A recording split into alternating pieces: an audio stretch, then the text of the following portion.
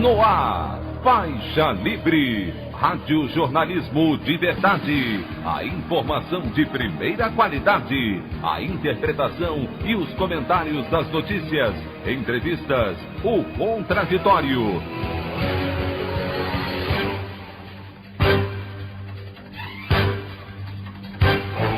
Tudo para aproximar você cada vez mais da realidade do Brasil e do mundo. Apresentação: Anderson Gomes. Bolsonaro segue aparelhando o governo para se livrar de impeachment e nomeia mais um indicado do Centrão para a presidência de fundo bilionário da educação. No Rio, o prefeito Marcelo Crivella ignora colapso na saúde por conta da pandemia e anuncia a abertura gradual do isolamento social a partir de hoje. Enquanto isso, a Organização Mundial da Saúde avisa que o Brasil ainda não chegou ao pico da curva de transmissão da Covid-19. Essas e outras notícias na edição desta terça-feira, 2 de junho do ano de 2020 do programa Faixa Livre.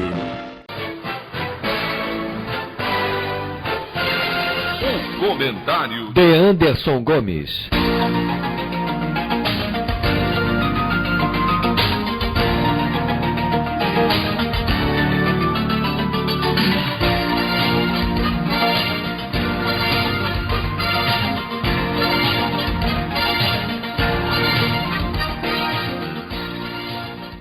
Bom dia, ouvintes. Enquanto sobe o tom autoritário dos discursos, inflamando sua horda e ameaçando a ordem democrática no país, o presidente Jair Bolsonaro segue aparelhando o governo com indicados pelo baixo clero para barrar qualquer possibilidade de cassação do seu mandato a partir do Congresso. Na última segunda-feira, o ex-capitão do Exército nomeou para a presidência do Fundo Nacional de Desenvolvimento da Educação, o FNDE, como já era cogitado, o chefe de gabinete do senador Ciro Nogueira, do Partido Progressista do Piauí, Marcelo Lopes da Ponte, homem de confiança do parlamentar. O FNDE é uma autarquia do Ministério da Educação e teve orçamento de 55 bilhões de reais esse ano. No último dia 18, o governo já havia nomeado Garrigan Amarante Pinto, indicado pelo PL, para o cargo de diretor de ações educacionais do Fundo Nacional de Desenvolvimento da Educação. Outro órgão que deve acabar nas mãos do Centrão é o Banco do Nordeste. Contrariando suas próprias declarações de que estaria negociando estatais ou bancos oficiais com a ala fisiológica da Câmara, o presidente deve entregar o comando da instituição a um indicado também do PL, partido de Valdemar da Costa Neto. O nome que está em análise pelo Palácio do Planalto é o do ex-presidente da Casa da Moeda, Alexandre Borges Cabral. Enquanto o toma lá da cá se institui no governo federal, no Rio de Janeiro impera a ignorância e o caráter genocida do alinhamento entre o prefeito Marcelo Crivella e o chefe do Executivo Federal. O pastor licenciado da Igreja Universal começa a flexibilizar a partir de hoje o isolamento social no município, liberando com restrições a realização de cultos religiosos, atividades esportivas em centros de treinamento e nos calçadões, atividades aquáticas no mar, lojas de móveis e decorações, além de concessionárias de automóveis. A permissão para o restante das atividades se dará de maneira gradual pelas próximas semanas. É importante lembrar que a taxa de ocupação dos leitos de UTI nos hospitais do Sistema Único de Saúde no Rio de Janeiro era de 90% até ontem. Segundo a Defensoria Pública, nem mesmo pacientes com ordem judicial conseguiam internação no município. Esse é o resultado da mistura entre o fanatismo religioso e o fascismo no Brasil dos dias de hoje.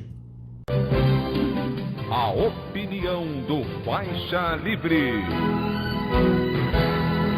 Bandeirantes, 1360. Estamos apresentando Faixa Livre. Fique em casa e defenda a educação, a saúde pública e a pesquisa brasileira. Seja solidário. A vida vale mais que os lucros. Uma campanha do Andes, Sindicato Nacional dos Docentes das Instituições de Ensino Superior. Voltamos a apresentar Faixa Livre. Estamos de volta, ouvintes, com o início da edição de hoje do programa Faixa Livre, que tem na sua produção a jornalista Celeste Sintra, auxiliada pela também jornalista Natália Moraes, tendo no comando do áudio o Francisco. Meu bom dia a todos. E meu bom dia também a você, que pode aqui participar nos enviando mensagens eletrônicas para o endereço ouvinte@programafaixalivre.com.br ou ainda registrando suas participações diretamente nas nossas redes sociais. No Facebook, nossa página é o Programa Faixa Livre. No Twitter e no Instagram, para deixar o seu recado, basta seguir os perfis @PGMFaixaLivre. Lembrando que as participações por telefone estão inviabilizadas, pois durante o período da pandemia do novo coronavírus, nosso programa está sendo gravado no dia anterior à sua veiculação. Pedimos desculpas aos nossos ouvintes que costumam interagir conosco desta forma, mas foi a maneira encontrada pela equipe do Faixa Livre para mantê-los informados sobre o que acontece no país e no mundo com essa nossa visão crítica, e ao mesmo tempo preservando a saúde dos profissionais que levam o programa ao ar. O Faixa Livre pode ser acompanhado também pelo nosso aplicativo para celulares com sistema operacional Android. O nome do aplicativo é Programa Faixa Livre. Os ouvintes também têm acesso à transmissão pelo nosso site, o www.programafaixalivre.com.br, ou pela página da Associação de Engenheiros da Petrobras, a AEPET, uma das nossas entidades patrocinadoras, no www.aepet.org.br. Para quem perdeu alguma das edições ou quer ouvir novamente o Faixa Livre, os áudios das entrevistas e editoriais estão disponíveis no nosso podcast, nos aplicativos Spotify, Deezer e Castbox. E dando início às nossas entrevistas, eu cumprimento o doutor em Ciência Política e professor da Unirio, André Luiz Coelho. André Coelho, bom dia! Bom dia, Anderson. Bom dia a todos e todas, ouvintes do Faixa Livre. É sempre um prazer muito grande estar aí com vocês. Muito obrigado, André, por mais uma vez participar conosco aqui do Faixa Livre. André, antes de falarmos sobre o intrincado quadro político brasileiro, eu gostaria da sua análise para mais este triste episódio do assassinato de um homem negro nos Estados Unidos por um policial na última semana. O segurança George Floyd, acusado por um comerciante de tentar comprar um produto com uma nota supostamente falsa de $20, foi imobilizado por Derek Chauvin, que colocou seu joelho sobre a garganta do rapaz. Nem mesmo os apelos de Floyd de que não conseguia respirar foram suficientes para fazer o policial deixar de pressionar o seu pescoço. Chauvin foi preso acusado de homicídio culposo. As imagens do episódio rodaram o mundo, provocaram indignação e viraram estopim para uma série de manifestações, algumas violentas, com carros da polícia sendo incendiados e lojas saqueadas por todo o país. A onda antirracista se espalhou também pela Europa em meio a essa pandemia do coronavírus. Agora, esse episódio está longe de ser o primeiro. Há um longo histórico de violência contra os negros no país norte-americano, não é, André? Pois é, na verdade, nós podemos dizer que existe um racismo estrutural nos Estados Unidos, como também no Brasil, em todas as Américas, né? Na verdade, esse é um problema sério, um problema que existe desde a colonização, do escravismo, e se perpetua até hoje, né? Nós podemos ver, né, que nas Américas como um todo, nos Estados Unidos e no Brasil, a população negra sempre possui renda inferior à população branca. A população negra sempre é a mais encarcerada. A população negra é aquela que, infelizmente, morre mais. Morre mais, inclusive, nesse momento de coronavírus, né? A pandemia já mostra claramente, na verdade, que os negros morrem mais do que brancos, e negros e pobres morrem mais do que brancos, mostrando que a desigualdade, na verdade, é muito importante para definir quem vai morrer e quem vai viver nessa pandemia. Então é importante dizer que, na verdade, essa luta é contra o racismo, é uma luta de todos e todas que acreditam que o racismo não deve mais existir. Então, como se diz muito nesse momento, né, muito mais do que se não ser racista, é importante ter uma postura antirracista, né? Então nós vimos diversas cenas muito impactantes, não só de manifestantes, mas também de homens, mulheres, crianças, idosos, atletas da NBA, atores de Hollywood, enfim, gente das mais diversas camadas sociais participando desse protesto, na verdade, que é um protesto que fortalece o movimento de 2013 chamado Black Lives Matter, né?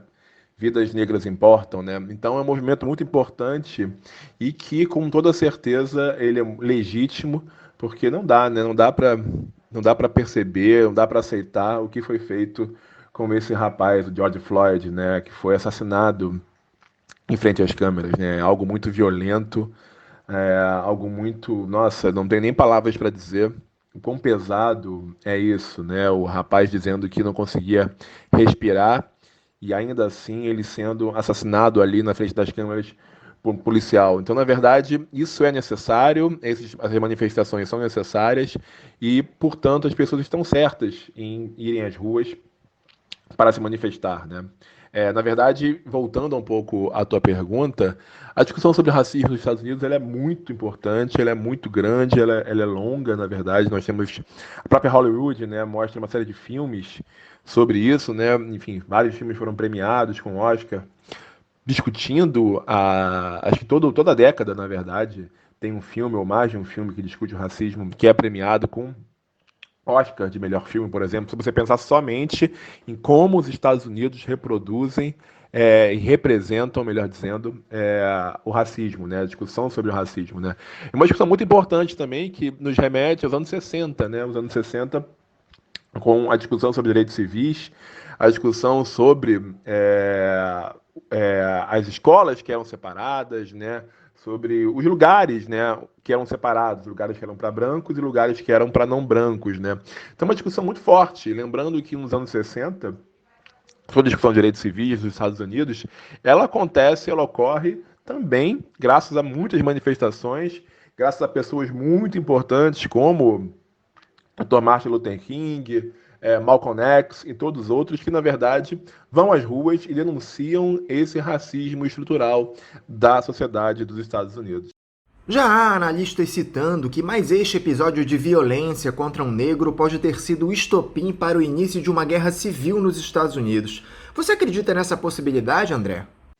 Bom, para ser sincero, guerra civil ainda não, né? Mas a gente percebe claramente o aumento da violência, né? O aumento da violência está representado, melhor dizendo, na escalada de protestos e no aumento de saques, né? A gente tem visto que cada vez mais cidades estão se manifestando, estão com manifestantes, né? Cada vez aumenta o número de saques. Nós vimos ontem mesmo uma imagem muito forte que eram os manifestantes em Washington, em frente à Casa Branca, num confronto direto com policiais, e as luzes da Casa Branca se apagaram, e o presidente Trump, teve que se esconder em um bunker no interior da Casa Branca, né? Um bunker que ele é construído para quê? Para evitar que o presidente sofra atos terroristas, né? Para proteger o presidente de atos terroristas. Então, assim, se até mesmo o presidente dos Estados Unidos, na Casa Branca, não está tão tranquilo,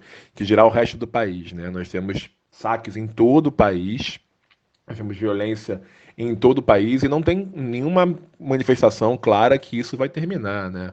Essa violência, ela também deriva do fato de terem demorado muito a processarem esse policial, né? Esse assassino, e, na verdade, o processo, ele está sendo, enfim, ele está sendo indiciado por homicídio como se tivesse um homicídio culposo, né? Quando não há intenção de matar, e não homicídio doloso, quando há intenção de matar. Então, na verdade, as pessoas estão se perguntando, mas espera aí, o cara matou uma pessoa na frente da TV e aí ele não teve intenção de matar? Então, isso realmente é algo muito ruim, muito triste, e não está fácil para o Trump nesse momento, não. Mas voltando à outra pergunta, guerra civil, eu não creio nesse momento, mas o que aconteceu lá, e voltando à tua primeira pergunta, de fato está se espraiando não só para os Estados Unidos inteiro, mas também, como você mesmo falou, para a Europa. Londres, Berlim, já tiveram atos contra o assassinato de George Floyd, em Toronto também. Aqui no Rio de Janeiro, a gente pode falar isso mais à frente quando for falar do Brasil, né? A gente teve ontem também um ato em frente à Praça Guanabara. Então, assim, de fato, as coisas estão aumentando. Fato é que, caso haja uma ampliação dos confrontos lá nos Estados Unidos, isso pode de alguma forma favorecer o presidente Donald Trump, que aliás vem incentivando os confrontos com seus discursos irresponsáveis. O mandatário tem caído nas pesquisas de opinião para as eleições do fim do ano e poderia utilizar o advento de uma guerra civil para cancelar o pleito e evitar uma possível derrota para o democrata Joe Biden. Por outro lado, se as eleições forem mantidas em novembro, as chances do atual presidente renovar o seu mandato são mínimas, especialmente por conta da crise de desemprego provocada pela pandemia. Como eu falei ainda há pouco, não tá fácil pro Trump mesmo, né? Porque, assim, nós temos mais de 100 mil pessoas mortas por coronavírus nos Estados Unidos nesse momento, e justamente negros e pobres são aqueles que mais morrem, né? Milhões de desempregados, nunca se pediu tanto auxílio-desemprego nos Estados Unidos como se pede hoje.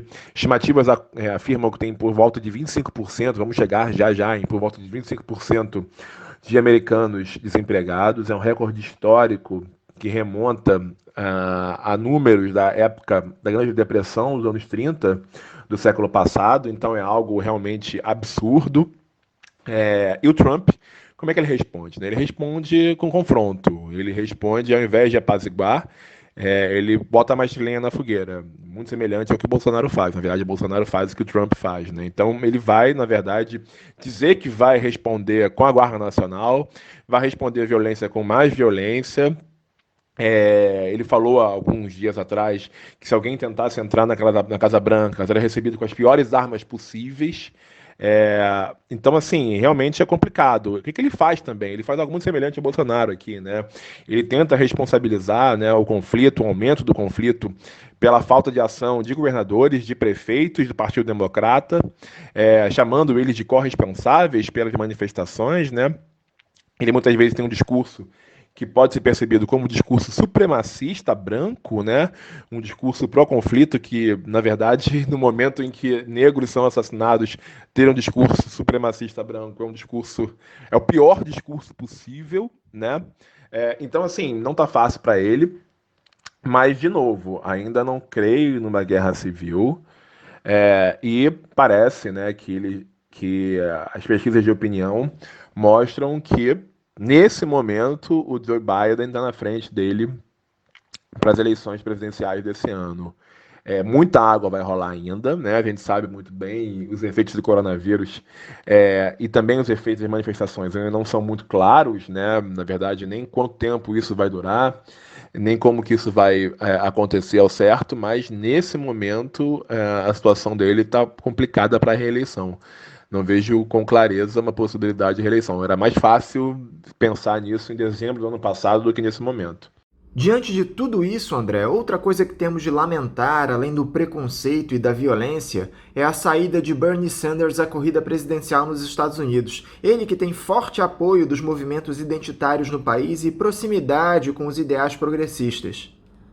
Sobre o Sanders, né, eu vejo que, assim, não vejo ainda condições dos Estados Unidos terem um candidato à presidência com as ideias do Sanders, né? É um cara muito progressista para os Estados Unidos e, no fundo, ele sabia que não dava para ele competir, na verdade, de igual para igual, né? Essa que é a grande realidade. Tanto é que ele saiu porque ele foi perdendo nas primárias, né? Ele começou a fazer grandes resultados, mas com o passar do tempo, nas primárias, né, do Partido Democrata dos Estados Unidos, ele foi perdendo. Então, realmente, não dava para ele continuar. No entanto, a figura do Sanders foi muito interessante, e é muito interessante ainda hoje, para puxar o progressismo para o Partido Democrata, né? Então, na verdade, o Joe Biden ele vai ter, obviamente, que se distanciar, né, se diferenciar do Trump nesse momento, se ele quer, de fato, ser eleito. Então, ele vai ter que se diferenciar e ele também vai ter que, nessa diferenciação,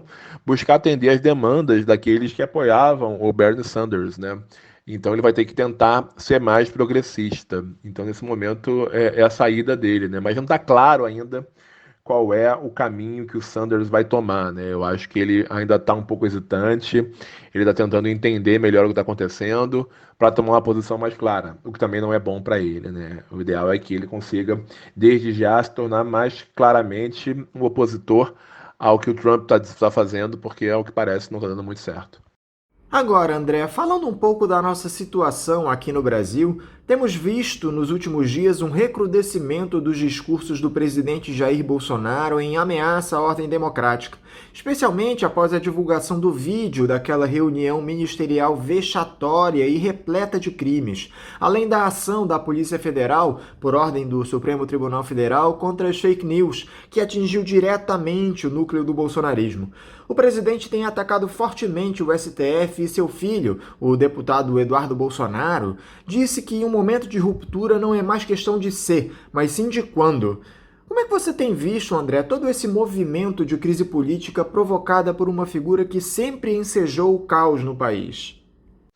Pois na verdade, a grande pergunta que fica é qual é o projeto de Jair Messias Bolsonaro na presidência. Não está claro desde o dia que ele entrou na presidência, é um projeto para o país, né? Está claro que o projeto dele é destruir o que foi feito anteriormente, né? Ele mesmo disse isso várias vezes, destruir o que a esquerda fez, né? O que ele chama de comunismo, que na verdade nem é comunismo, está longe de ser comunismo, fez. Então não está claro o que ele vai construir, né?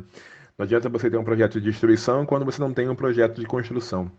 Então, essa tática do Jair Bolsonaro, dos seus filhos, de boa parte dos apoiadores, é uma tática que, na verdade, ela está levando o país ao caos, né? Porque ainda mais num momento como esse. Porque se você não consegue construir nada, você, enfim, fica com um país completamente paralisado, né? Então, a opção do Bolsonaro é a mesma opção que ele teve ao longo da sua carreira, e que deu certo para ele, tanto que deu certo que ele foi à presidência, foi levado à presidência por ela, né? Que é de criar conflitos, que é sempre de criminalizar aqueles que estão contra ele, e assim ele faz novamente, ele e seus filhos e seus apoiadores, né?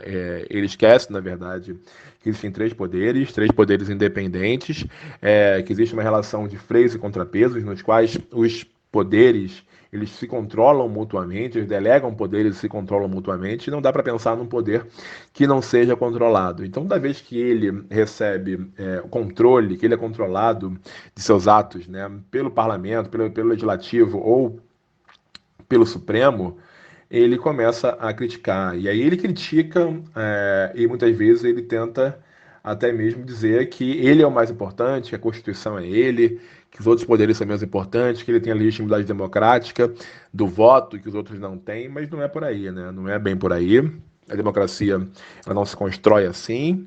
Nós temos que tentar fortalecer as instituições, né? Se as instituições não atuarem, e como não estão atuando, não atuaram nos últimos anos, né? E parece que agora alguns tentam retomar a força das instituições, né? Nos últimos anos as instituições foram bem fracas na defesa da democracia, né? Desde do neogolpe que Dilma Rousseff sofre em 2016, claramente as instituições mostraram que não estavam com tanto apreço assim pela democracia. Então, na verdade, a grande questão é que democracia nós queremos, né?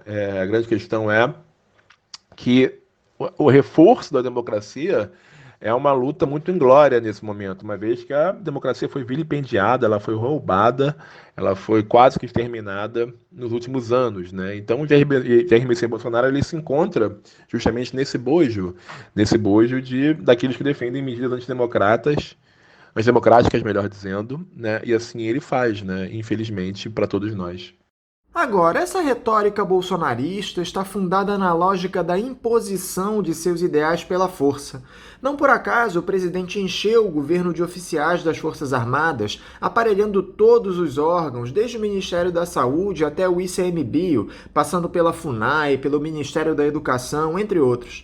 Além disso, ele vive defendendo a ampliação indiscriminada do porte de armas, em uma tentativa clara de equipar seus grupos paramilitares para uma hipotética insurreição do bolsonarismo.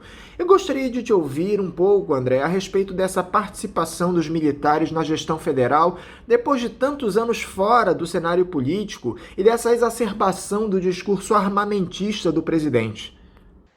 Sobre essa sua pergunta, a ciência política afirma que governos fracos precisam de armas, precisam de violência e de militarismo para se sustentarem no poder. E é isso que acontece no governo Bolsonaro. O governo Bolsonaro, o próprio Bolsonaro, desde o princípio, ele não buscou ter o apoio majoritário dentro do Congresso. Ele não conseguiu passar boa parte daquilo que ele queria, das reformas que ele queria, que ele ensejava desde o princípio. E o tempo foi passando e ele percebeu que ele não estava conseguindo fazer boa parte daquilo que ele queria, né?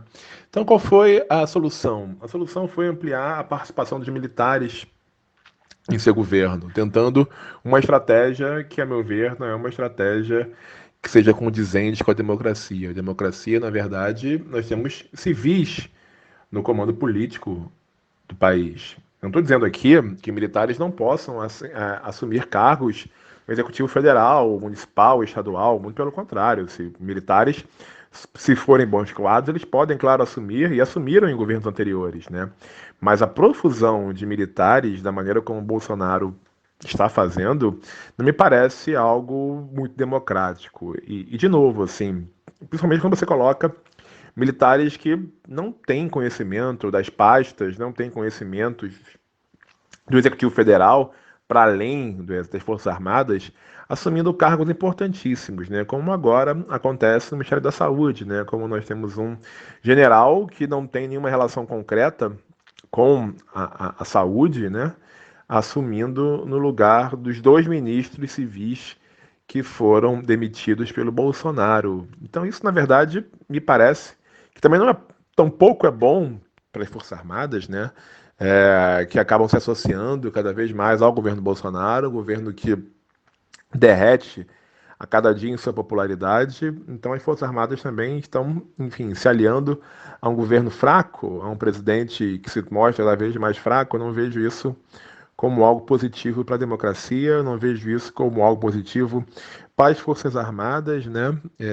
A hierarquia militar se organiza de maneira distinta da democracia, né? Então, na verdade, nós temos uma hierarquia que impede, muitas vezes, que existam controles, controles não diria a melhor palavra, né? Mas assim, que existam questionamentos aos atos dos seus superiores. A democracia, ela está aí para isso. Na verdade, ela existe para o questionamento. A democracia, ela exige o debate, e nas esferas militares esse debate ele é cerceado, uma vez que existe a hierarquia de comando, né? Então, portanto, não é algo positivo para o Brasil, não é algo positivo para a democracia, e tampouco é algo positivo para os próprios militares, né? Não acho que esse seja um bom caminho e nos leve a um bom caminho.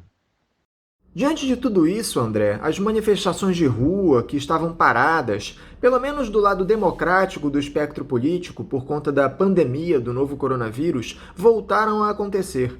No último fim de semana, tivemos atos organizados por torcedores de times de futebol em algumas capitais, que acabaram em confronto com bolsonaristas. Esses, aliás, há algumas semanas se reúnem com o presidente todo domingo lá em Brasília, em um espetáculo de irresponsabilidade protagonizado pelo chefe do executivo, cumprimentando pessoas sem máscara, pegando crianças no colo, reafirmando seu discurso negacionista em relação à pandemia.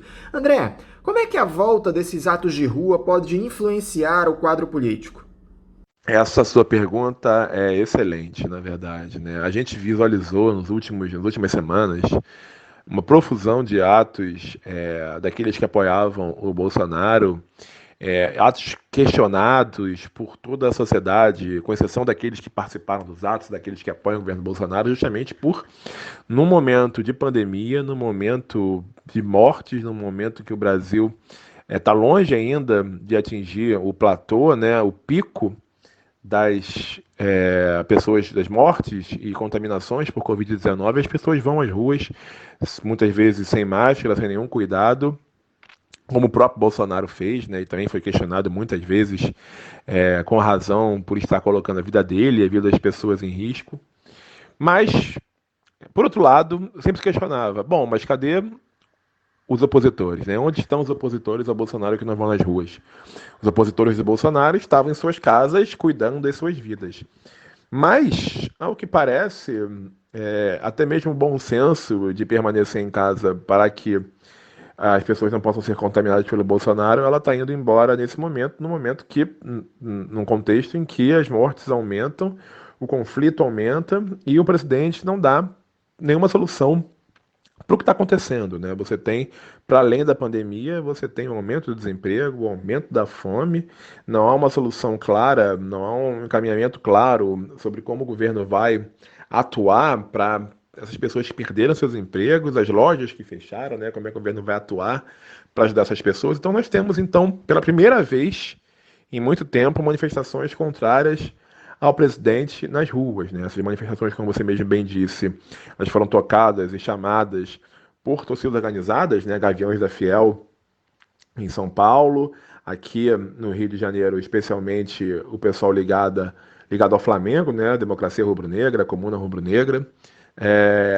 em Minas Gerais também, ligado ao Atlético Mineiro também, parece que é o Cruzeiro. Então foi a primeira vez que as pessoas se colocaram às ruas desde o início da pandemia contra o Bolsonaro. E a primeira vez também temos confrontos, né? Confrontos violentos, confrontos em que a polícia parece que escolheu o lado dos que defendem a democracia para bater, né? Enfim, não o outro lado. Algo que é muito ruim, muito triste, na verdade, né? Mas, ao mesmo tempo, foi um movimento bastante interessante no sentido de colocar a gente nas ruas, porque até então a gente só via pessoas que defendiam o Bolsonaro nas ruas, né? Então, a ver o que vai acontecer nas próximas semanas. Com toda certeza, se pretende enfraquecer o Bolsonaro, se pretende realmente fazer oposição ao Bolsonaro, essa oposição ela tem que ocorrer nas ruas, né? Presidentes não caem se não tiver manifestações de massas, né? Manifestações nas ruas com milhares, milhões de pessoas. Então, assim, muito se fala sobre uma possível queda do Bolsonaro, como essa queda se daria, se pelo parlamento, pelo legislativo via impeachment, se pelo judiciário, pela cassação da chapa, Bolsonaro-Mourão ou outras possibilidades, outras saídas, mas assim, qualquer que seja a saída, ela passa necessariamente pela ampliação das manifestações populares contrárias ao presidente. Isso se iniciou agora, parece que o fósforo das manifestações contra o Bolsonaro foi riscado nesse momento. Nós temos que ver como que isso vai se desenvolver nas próximas semanas, no próximo fim de semana, e também como que o outro lado, né, o lado bolsonarista, vai responder a essas manifestações. Nós já vimos, por exemplo, no Rio de Janeiro, o caso de um vereador dizendo que ele iria, enfim, abrir fogo contra os manifestantes pela democracia. Então, realmente, é algo bastante preocupante nesse sentido. Essas pesquisas de opinião, André, têm mostrado que o Bolsonaro sustenta aqueles 30% de popularidade, mesmo com todas as suas atitudes de ameaça às instituições. No entanto, a sua aprovação nas classes mais abastadas caiu, enquanto houve uma ampliação no apoio entre aqueles brasileiros da base da pirâmide, conforme mostrou um levantamento feito pelo Instituto Datafolha na semana passada. Esse fenômeno pode ser decorrente desse auxílio emergencial de R$ 600 para cobrir as perdas provocadas pela Covid-19. Auxílio esse que, diga-se, nem se deu por obra do governo. Foram os parlamentares da oposição que pleitearam um acréscimo dos míseros R$ 200 oferecidos pela gestão federal. Sobre as pesquisas de opinião, um fenômeno bem interessante, né? Na verdade, o Datafolha é o que dá o maior número de pessoas que está com o Bolsonaro nesse momento. Outras pesquisas, como a própria XP e PESP, elas, na verdade, dizem que esses apoiadores estão entre 23% e 25%. O que a gente viu nos últimos meses, nas últimas semanas, foi um claro derretimento da popularidade e da aprovação do Bolsonaro. Os números não são favoráveis a ele.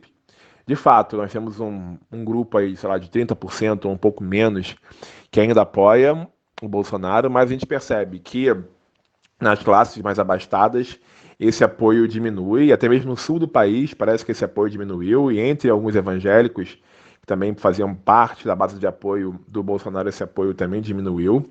Então, assim, os dados mostram que as políticas do Bolsonaro, as decisões do Bolsonaro nas últimas semanas e meses, no contexto do coronavírus, da pandemia do coronavírus, não foram decisões acertadas. Na verdade, o presidente, ele me parece cada vez mais isolado, né? E perdendo mais apoiadores, né? Isso não é bom para ele de maneira alguma. No entanto, como você mesmo disse, nós temos um grupo bastante fiel ao presidente, que apesar de tudo que vem acontecendo, permanece fiel ao presidente. No entanto, por outro lado, essas últimas semanas mesmo, nós presenciamos um novo movimento, que é o movimento dos 70%, não sei se vocês chegaram a ver isso, né? Onde as pessoas estão dizendo que, na verdade, pertencem aos 70% daqueles que não estão com Bolsonaro, que desejam o fim do governo Bolsonaro, né? Os 70 contra os 30. Então a gente percebe que, ao que parece, a oposição a Bolsonaro começa a se organizar cada vez mais. Nos últimos meses e semanas, nós percebíamos que a oposição não estava tão claramente na linha de frente, né? A gente percebia o Bolsonaro e seus erros na linha de frente, né? Bolsonaro como um principal adversário do seu próprio governo e a oposição não se organizando tão claramente quanto a isso. Mas, ao que parece, a oposição começa a se organizar nesse momento. Então é um momento bastante interessante. Assim, as próximas semanas serão bem interessantes no que diz respeito à política. Se a gente presenciar realmente mais manifestações contrárias a Bolsonaro, se presenciarmos mais manifestações na internet contra o Bolsonaro, e que essas pesquisas de opinião elas mostrem cada vez mais o derretimento do presidente. Está muito claro, André, que essa pressão contra o Bolsonaro vinda das ruas serve justamente para criar o ambiente político para que o presidente da Câmara, o Rodrigo Maia, acolha um dos muitos pedidos de impeachment que se acumulam em sua mesa. A grande questão é que o Rodrigo Maia, apesar de criticar os arroubos autoritários do ex-capitão do Exército, não parece muito disposto a levar adiante o processamento do presidente. Além disso, o Bolsonaro já está alinhado com a tal da velha política que ele sempre condenou, distribuiu uma série de cargos no governo para o chamado Centrão.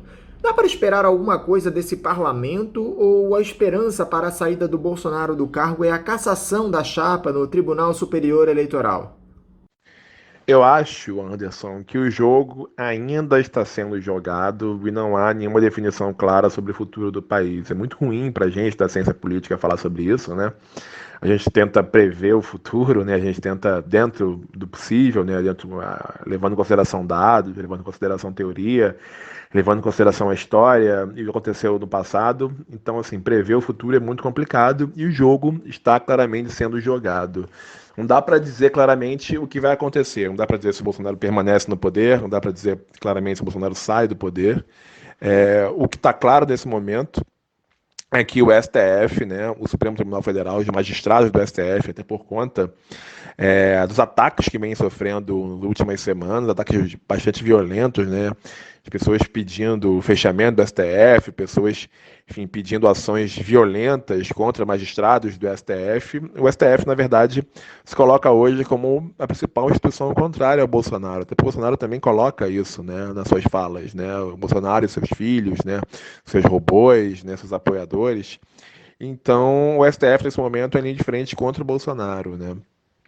O Rodrigo Maia e o Davi Alcolumbre, eles, na verdade, fazem um jogo que é um jogo meio, muitas vezes, duplo, né? Porque ao mesmo tempo que o Bolsonaro não consegue apoio dentro do Congresso, as MPs, medidas provisórias que o governo vem lançando, né, elas estão sendo sempre, estão perdendo o prazo, né, de votação. O parlamento mostra o seu desconforto com o governo Bolsonaro quando ele não aprova as medidas provisórias e outras ações do governo Bolsonaro, né?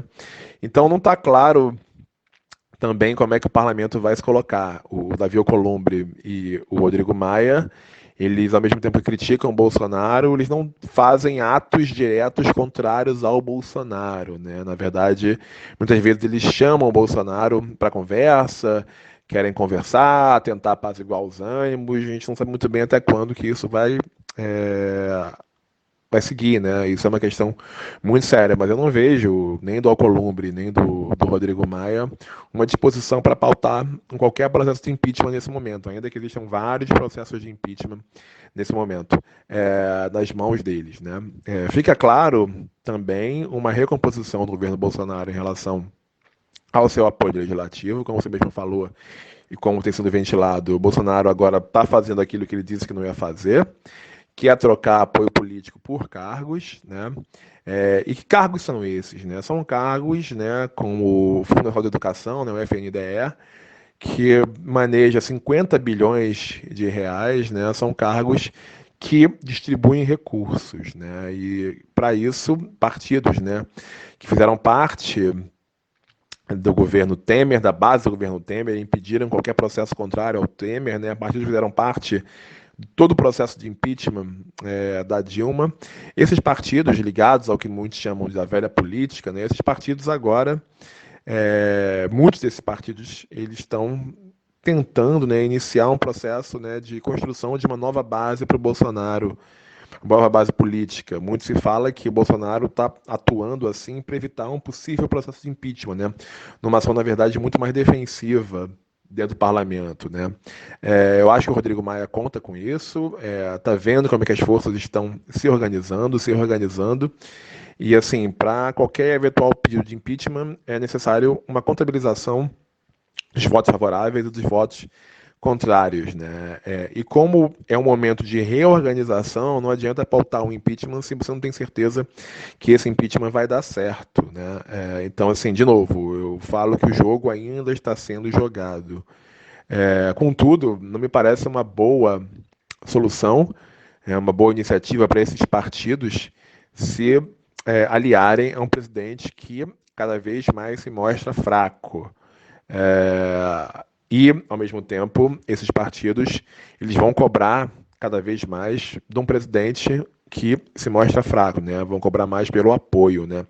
A questão é, será que o Bolsonaro vai conseguir dar tudo aquilo que esses partidos, esses políticos necessitam? Será que no momento em que o governo Bolsonaro e seus aliados recebem uma série de ações na justiça, eles são alvos de uma série de investigações, será que esses partidos, esses políticos ligados a essa, nós chamamos de velha, que muitos chamam de velha política, eles vão entrar no governo sabendo que eles vão começar também a ser mais investigados do que já são? Então são questões que a gente deve pensar e colocar para as próximas semanas, né? Como é que essa recomposição, na verdade não recomposição, essa composição, ela vai acontecer no governo Bolsonaro. Composição porque o governo Bolsonaro não se preocupou em momento nenhum, no passado recente, né, ao longo de todo o seu mandato, em compor uma coalizão majoritária dentro do parlamento, dentro do legislativo. A coalizão que ele está tentando construir nesse momento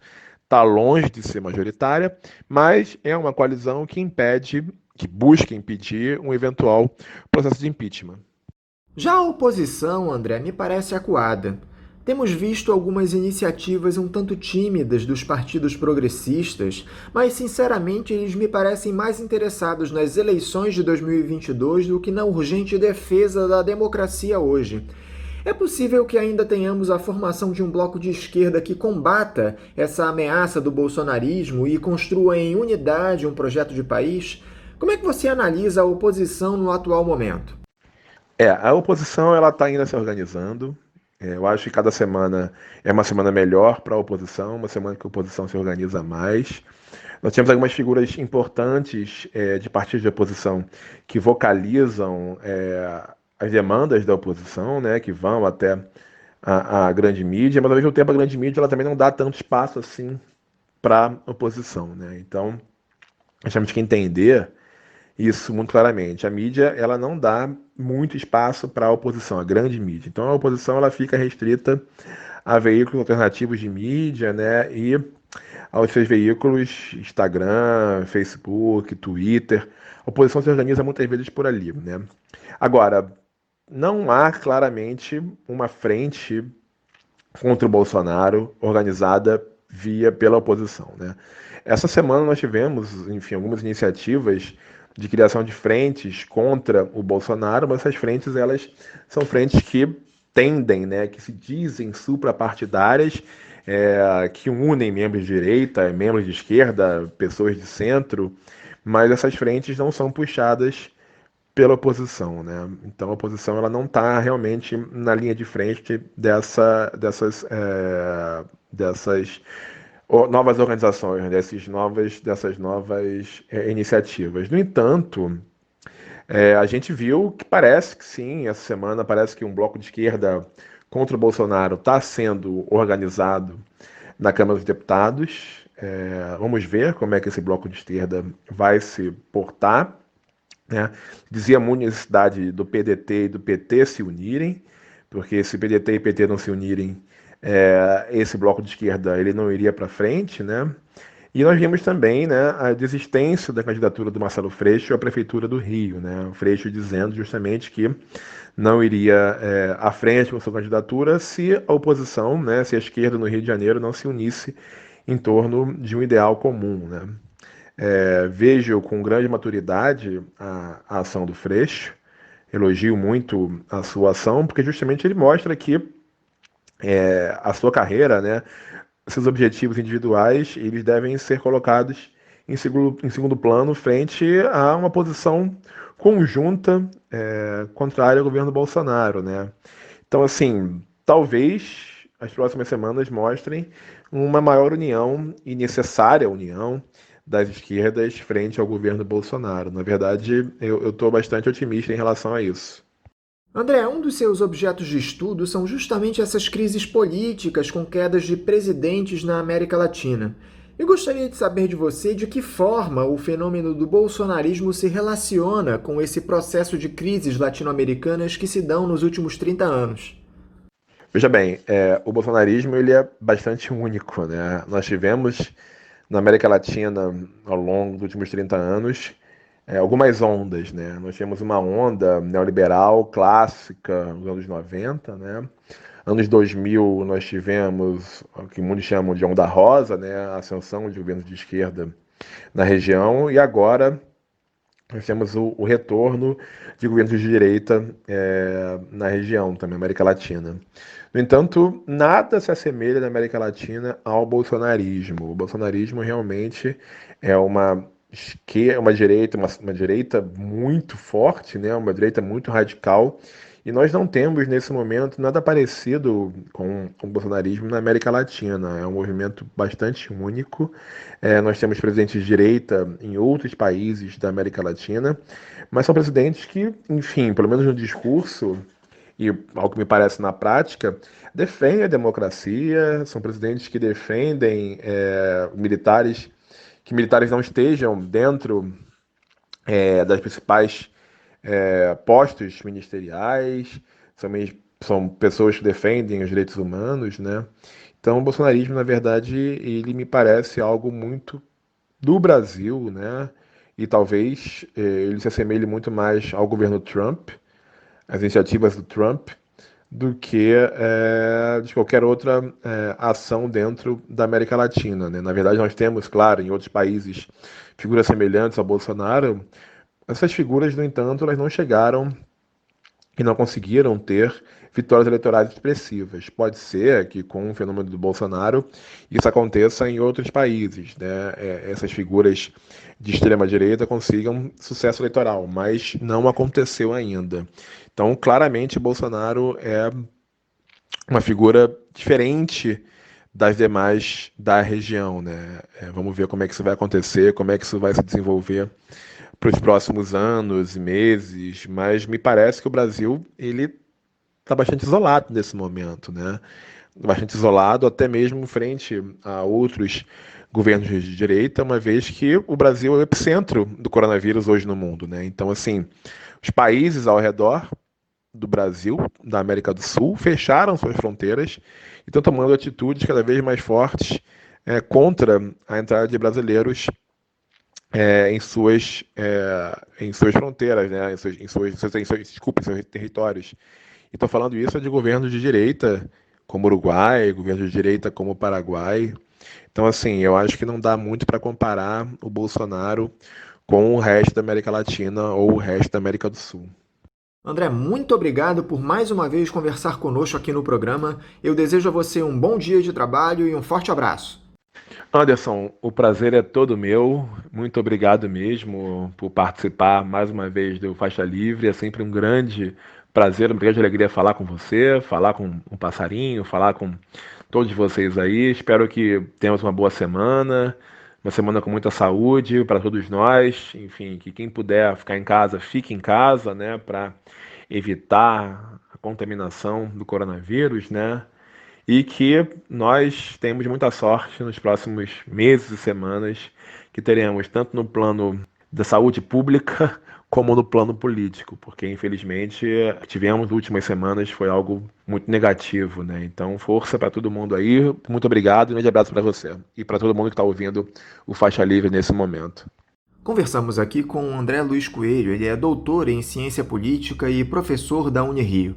Vamos agora ao nosso primeiro intervalo, voltaremos daqui a pouco. Fique em casa e defenda a educação, a saúde pública e a pesquisa brasileira. Seja solidário. A vida vale mais que os lucros. Uma campanha do Andes, Sindicato Nacional dos Docentes das Instituições de Ensino Superior.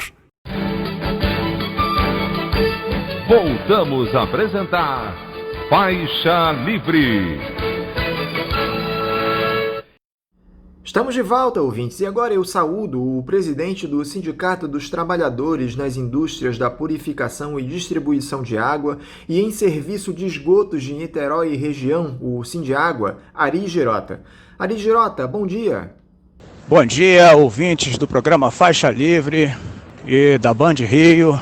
Prazer estar com vocês aqui de volta para que possamos falar de questões tão importantes em relação a esse momento de pandemia do coronavírus no Rio de Janeiro. Ari, muito obrigado por nos ajudar mais uma vez aqui no Faixa Livre.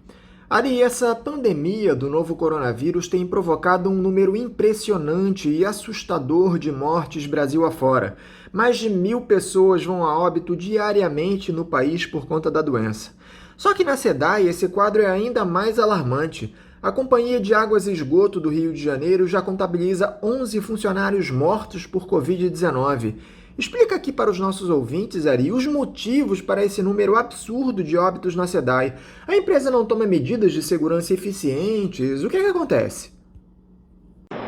É isso, meu amigo. Infelizmente, a SEDAI entra na história do Rio de Janeiro como uma empresa que teve essa quantidade elevada de óbitos no seu quadro funcional. Boa parte dela na área operacional, né? E hoje já não são mais 11 óbitos, já está chegando na casa dos 14 óbitos, né? Alguns estão em investigação aí, mas para se comprovar, mas o que chega para nós, representantes dos trabalhadores, é que todas as pessoas morreram contaminadas com coronavírus e algumas por ter problemas de comorbidade, doenças pré-existentes, o fator da idade. Nós somos uma mão de obra envelhecida, a nossa faixa etária está entre 45 e 55 anos a média.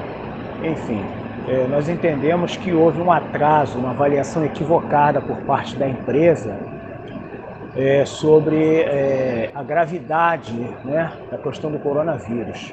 E só quando começaram a ocorrer as mortes no seio da empresa que as providências foram tomadas. E dadas as dimensões da empresa, né, a quantidade de municípios que nós atuamos, a diversidade de frentes de trabalho que nós temos, infelizmente, essas medidas preventivas e de proteção do trabalhador não chegaram a tempo de preservar a vida dessas 14 pessoas que nós perdemos, desses 14 companheiros e companheiras que tiveram suas vidas ceifadas pelo coronavírus. A família SEDAI está de luto, mas a população do Rio de Janeiro continua recebendo água de qualidade e esgotamento sanitário nas cidades que nós temos convênio. Lembrando que nós continuamos a entregar água para mais de 11 milhões de pessoas nos 64 municípios do qual temos convênio de prestação de serviços de água e esgotamento sanitário. Vocês do Sindiágua já tomaram alguma atitude perante a direção da companhia para evitar que esse desastre se amplie ainda mais? Desde o começo da pandemia, nós vimos oficiando a empresa com relação às medidas que julgávamos necessárias à prevenção e à preservação da vida. Nós estamos acompanhando dia a dia aí os informes da OMS, da Organização Pan-Americana de Saúde, dos órgãos competentes da Fiocruz, né? Tínhamos já uma noção, né, da gravidade, né? No entanto, houve aí um erro de leitura por parte da empresa, um equívoco, né, na condução do processo, que resultou aí na perda dessas mais de 11 vidas de trabalhadores e trabalhadoras da SEDAI. E que tipo de resposta vocês receberam dos diretores da empresa? Vocês cogitam algum tipo de ação judicial para garantir a segurança dos funcionários diante da irresponsabilidade da companhia? Na verdade, a resposta que esperávamos era uma resposta imediata, né? No entanto, como eu falei anteriormente, o que se percebeu foi uma vagareza, não sei se essa é a palavra mais certa, né? Mas uma lentidão no momento de agir, uma falta de decisão por parte da empresa. Com relação a ações judiciais, né, a gente pensou até em mover alguma ação judicial, mas achamos mais eficaz continuar pressionando a empresa através dos meios internos de comunicação e principalmente fazendo uso da imprensa, né, os canais de imprensa, das redes sociais, que nos ajudaram a dar visibilidade a essa tragédia que se abateu sobre o corpo funcional da SEDAI. Como vocês do sindicato têm lidado com essa situação perante os trabalhadores filiados? Há alguma medida que vocês recomendam aos profissionais, já que a SEDAI pouco faz? Vocês distribuíram algum tipo de equipamento de proteção individual, por exemplo? Nós buscamos informar ao trabalhador sobre todas as recomendações das organizações de saúde, Fiocruz, OMS, todas as medidas preventivas que visam preservar a vida do trabalhador, evitando a contaminação. Mas não é uma tarefa fácil, porque dada a diversidade espacial que nós temos, né, de muitas unidades espalhadas pelos mais de 64 municípios pelos quais são atendidos pela SEDAI, né, nós tentamos, na medida do possível e até do impossível, atingir a todos e todas, né? A comunicação é fundamental. Já com relação à distribuição de equipamentos de proteção, nós oficiamos a empresa também para que acelerasse, né, a distribuição, principalmente no primeiro momento, do álcool gel, da máscara, de luvas, de óculos de proteção, que já eram, tirando o álcool gel, já eram equipamentos de proteção individual, mas que tinham que ser revistos, né, confirmados se o trabalhador tinha ou não tinha. E aí os procedimentos internos foram acontecendo no decorrer do tempo. Mas é isso, a gente tem feito uma luta bastante árdua para colaborar no sentido de preservar a vida e a saúde do nosso trabalhador. Ainda em relação à Covid-19, Ari, o que a SEDAI tem feito para evitar a proliferação da doença no estado? Nós tínhamos a informação, até pouco tempo atrás, de que o abastecimento em algumas favelas não estava sendo feito. Essa situação foi regularizada? Depois de muita pressão, né, pressão interna, cobrança interna das entidades sindicais, dos próprios trabalhadores, né? Afinal de contas, os trabalhadores da SEDAI residem, muitos, nesses assentamentos subnormais, em comunidades, enfim. O trabalhador da SEDAI conhece a realidade do nosso povo. A SEDAI tem buscado cumprir com as suas obrigações, né, de maneira emergencial, principalmente nas comunidades, no primeiro momento, com a contratação de mais de 40 carros-pipas para levar água para essas comunidades, né? E também com a instalação de caixas d'água, de cisternas, para melhorar o abastecimento, né? Lembrando que o 0800 da SEDAI está à disposição da população para que ela possa solicitar e informar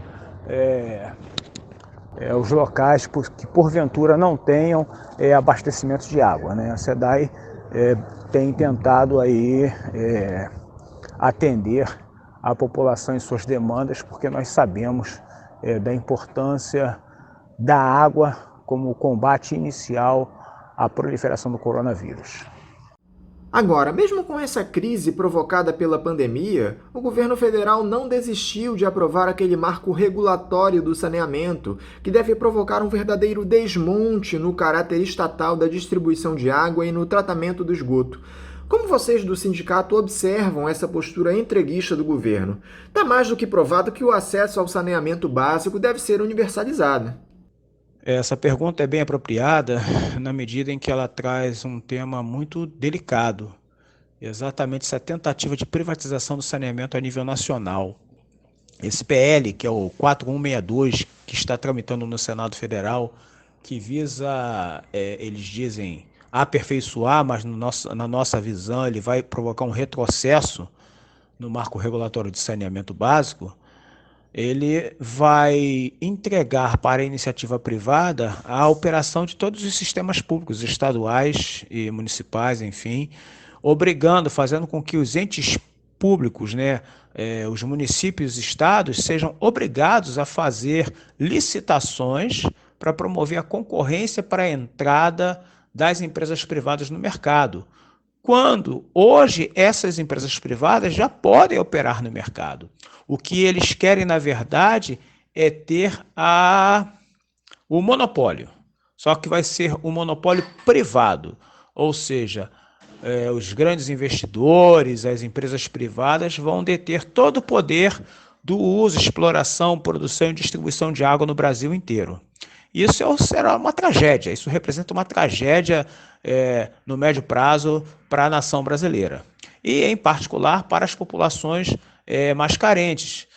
Nós temos exemplos no Brasil, temos o estado do Tocantins, o próprio estado do Amazonas, onde os sistemas foram privatizados e no Tocantins, para vocês terem uma ideia, mais de 70 municípios foram devolvidos ao estado por não serem municípios rentáveis na perspectiva das empresas privadas, tendo assim o estado do Tocantins que criar uma nova autarquia pública para operar esses municípios menores, ou seja, o privado só quis ficar com os municípios que davam renda para ele, ou seja, com o filé mignon.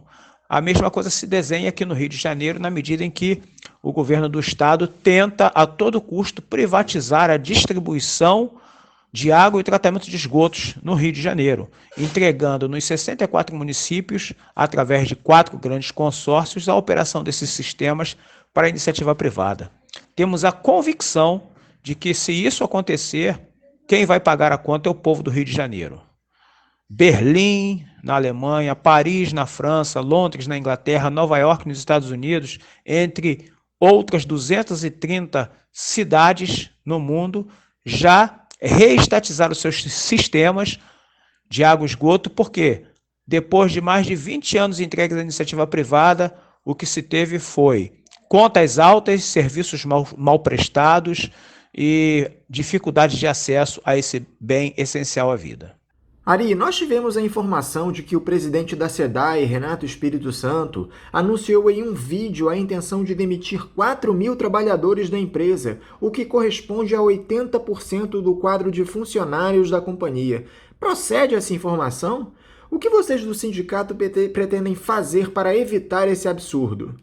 É verdadeira, lamentavelmente, essa informação, vindo de um presidente que foi engenheiro dos quadros da SEDAI por mais de 35 anos, hoje é aposentado, e ele vem cumprir esta tarefa dada pelo governo Wilson Witzel, diga de passagem, que havia se comprometido com o povo do Rio de Janeiro que não privatizaria a SEDAI, e agora ele muda o discurso e tenta a todo momento, a todo instante, acelerar esse processo, que em tempos de pandemia é uma temeridade imediata e temeridade no médio e longo prazo. Ao se comprometer em dividir a empresa em 4 grandes consórcios e entregar a operação dos sistemas de distribuição de água, esgotamento sanitário, produção e captação nos sistemas de médio e pequeno porte de água, para a iniciativa privada, o governo do estado vai estar abrindo mão da parte mais rentável da SEDAI, ou seja, daquele sistema pronto que é só arrecadar, E na mão da iniciativa privada, essa arrecadação vai ser distribuída para os acionistas, não vai retornar para a população.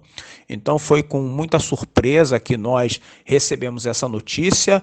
No entanto, nós seguimos aí promovendo todas as discussões, esclarecendo a população, falando com prefeitos, com vereadores no interior, explicando o descalabro e a tragédia sanitária que poderá se tornar esse processo sem pé, sem cabeça de tentativa de privatização da SEDAI. Nós estamos na luta, estamos vendo as vias legais e as vias midiáticas também, porque é muito importante, que a mídia tem nos ajudado muito para sensibilizar e demonstrar para a população que se a SEDAI for privatizada, se o governo Wilson Witzel tiver sucesso em sua estratégia, quem vai pagar a conta é o povo do Rio de Janeiro. Para encerrar, Ari, eu gostaria da sua opinião a respeito dessa crise sem tamanho que o país está atravessando, com um presidente que adota discursos autoritários e ameaça a nossa democracia diariamente. É muito triste, né, nós estarmos vivendo esse momento com a população brasileira, um momento de uma pandemia mundial, né, onde nós temos um chefe do Poder Executivo da República negando a gravidade e politizando, sim, ele politiza o debate, ele nega a ciência num processo criminoso que já, em função da sua maneira de se colocar, de se falar com a população, de insuflar os seus seguidores, ele já é responsável por mais de 30 mil mortes Brasil afora. Eu falo isso com muita tranquilidade e com muita tristeza, porque independente da sua vertente, da sua simpatia partidária, seja qual for, a questão do coronavírus é algo que mundialmente foi identificado como um problema de saúde pública gravíssimo e que deveria ter tido por parte do Poder Executivo Federal a determinação de fazer o enfrentamento correto. Mas não, ele seguiu querendo atender primeiro aos seus grandes financiadores, os donos das grandes empresas que estão aparecendo aí na CPI das fake news, da Smart Fit, da Havan, do Madeiro, entre outros grandes grupos privados que financiaram a chegada deste aprendiz de ditadura ao poder e que, lamentavelmente, tem envergonhado a nação brasileira no mundo inteiro. Antes uma nação respeitada, hoje uma nação envergonhada, inclusive ao se submeter às vontades de Donald Trump, né, o grande imperialista do momento aí, mas que hoje nega também a possibilidade de qualquer amistosidade com o governo brasileiro, na medida em que proíbe a chegada de brasileiros nos Estados Unidos exatamente pela política totalmente trágica na condução do processo de cuidar do povo e de defender a saúde da população, nos protegendo desta pandemia que ceifou já mais de 30 mil vidas no território nacional. Ari Girota, muito obrigado por mais uma vez estar conosco aqui no Faixa Livre. Eu desejo a você um bom dia e deixo o meu abraço. Oi, Anderson, eu quero agradecer a você, ao Paulo, a Celeste, a todos os ouvintes da Faixa Livre e da Rádio Bandeirantes AM 1360, a oportunidade de, mais uma vez, colocar as questões relativas à SEDAI, à água, que é uma fonte de vida, né? E a nossa luta, que é a luta do povo do Rio de Janeiro contra a privatização da água no nosso estado. Não podemos permitir esse descalabro, o povo tem que se unir, esse momento de retirada de direitos, onde alguns grupos seguem determinados a tentar silenciar o nosso povo, onde a população negra segue sendo tratada como na escravidão. Nós temos que levantar a nossa voz, aqueles que são progressistas, aqueles que amam a democracia, aqueles que defendem a liberdade, todos juntos em defesa da nossa democracia e, em particular, em defesa da vida, em defesa da água, contra a privatização do saneamento. Muito obrigado aos ouvintes e um bom dia a todos.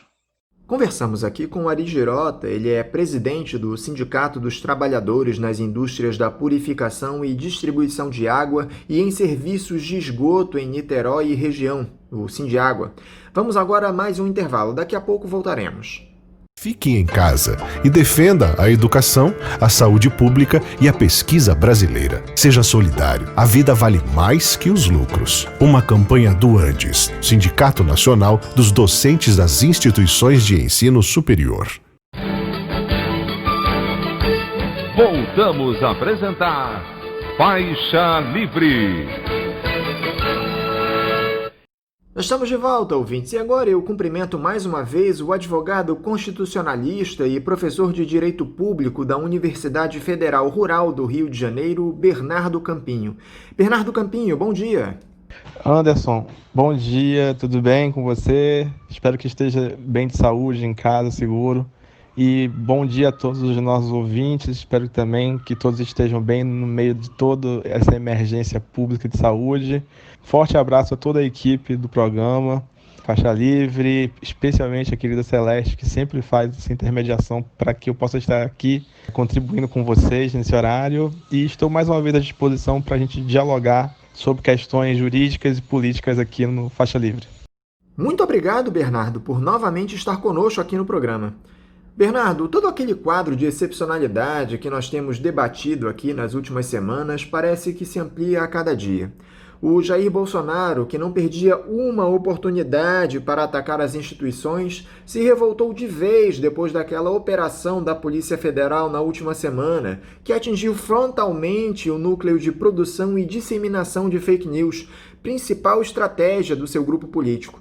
Diversos aliados do presidente foram alvos de mandados de busca e apreensão por ordem do Supremo Tribunal Federal. Até mesmo o filho do ex-capitão do Exército, o deputado Eduardo Bolsonaro, declarou que em um momento de ruptura não é mais questão de ser, e sim de quando. Antes de nós debatermos os aspectos legais dessa operação da PF na última semana, eu queria saber a sua opinião para essas reações do Bolsonaro. Dá para considerar normal esse tipo de atitude?